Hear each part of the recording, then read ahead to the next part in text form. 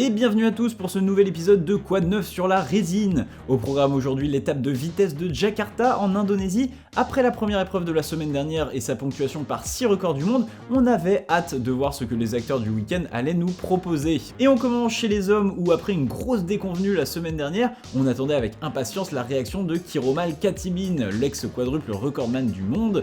Et bien celle-ci aura bien eu lieu avec un temps de 5.03 lors de son deuxième run, le plaçant juste devant son coéquipier Leonardo Vedrick. Leonardo, lui, n'aura pas réédité sa performance de la semaine dernière qu'il avait vu passer sous la barre des 5 secondes, mais prend tout de même une solide deuxième place juste devant l'américain de 17 ans Samuel Watson, qui confirme que sa place en qualification de la semaine dernière n'était pas usurpée. Derrière, les places suivantes se partagent majoritairement entre Chinois et Indonésiens, alors que côté Europe, les seuls représentants seront l'Italien Matteo Zurloni et l'Ukrainien Yaroslav Tkach. Nos Français quant à eux ne parviendront pas à se hisser en finale, le plus proche Bassam Awem terminant quant à lui à la 21e place avec un temps de 5.43 contre un temps minimum de 5.35 exigé pour rentrer en finale, des prérequis en train de devenir plus exigeants que jamais. En 8e de finale, on commence de manière assez neutre, ça passe facilement pour Kiromal Katibin et surtout Leonardo Vedrick qui montrent qu'ils sont définitivement les favoris de cette édition.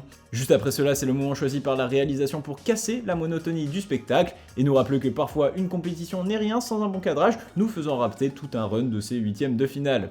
Bref, pour terminer ces 8e, on notera enfin la belle surprise du chinois Peng Wu qui sort son compatriote Jimbao Long en explosant son record personnel avec un temps de 5.09 et surtout un duel complètement fou entre l'indonésien Raharjati Nursamsa et Matteo Zurloni.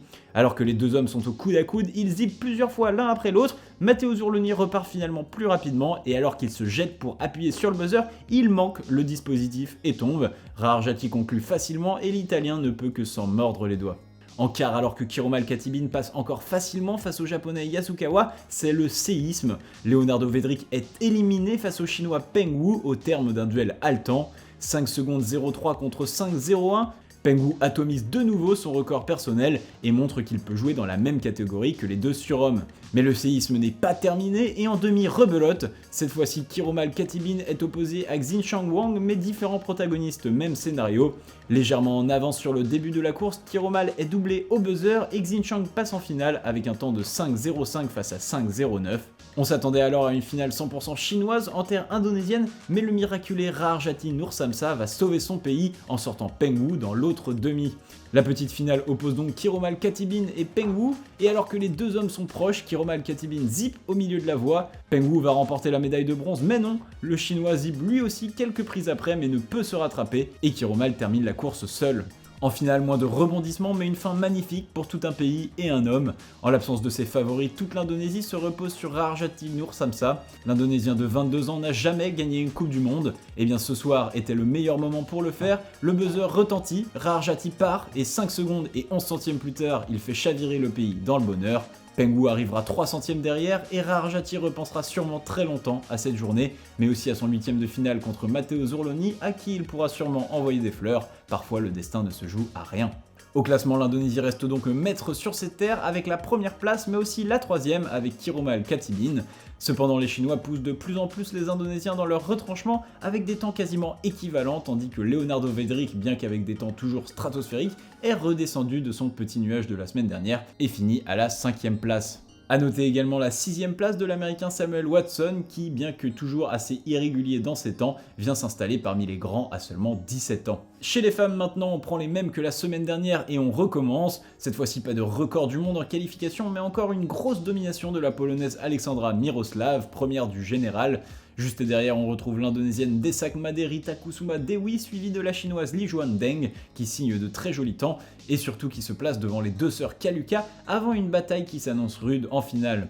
Enfin, la meilleure française du moment, Capucine Viglione, se qualifie une nouvelle fois pour la finale, mais de justesse, sur son deuxième run et à 5 centièmes près s'il vous plaît. Et dès le début des 8e de finale, on passe tout proche d'une surprise de taille. Sur le premier duel, l'ultra favorite Aleksandra Miroslav manque de se faire éliminer. La polonaise zip sur la toute fin du parcours et seule une réaction exceptionnelle lui permet de passer avec un temps de 7.39 contre 7.53.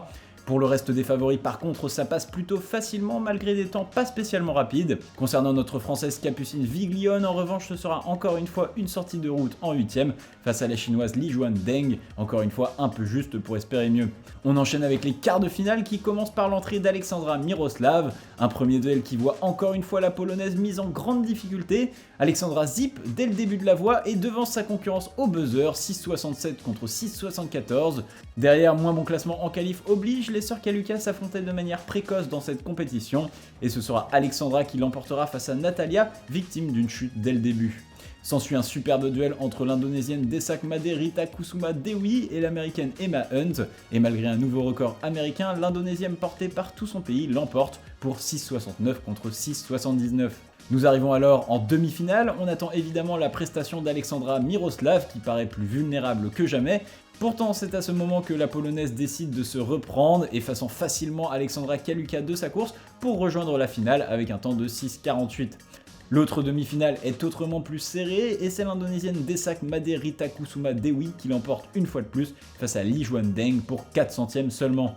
En petite finale, on assiste une fois encore à un scénario de folie, pas de chute mais un affrontement ultra serré. Alexandra Kaluka tient tête à la chinoise Li Juan Deng et va même faire mieux que ça. Sur un fil tout le long, la polonaise tape le buzzer en première pour 1 millième, 6,649 contre 6,650.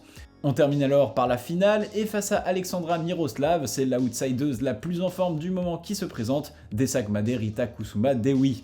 Et si au départ cette dernière fait jeu égal avec la polonaise, elle cède petit à petit du terrain et Alexandra s'imposera en 6 secondes et 43 centièmes. Au classement, pas de bouleversement outre mesure, Alexandra Miroslav confirme que même en dessous de ses capacités, elle conserve une grosse marge sur ses concurrentes.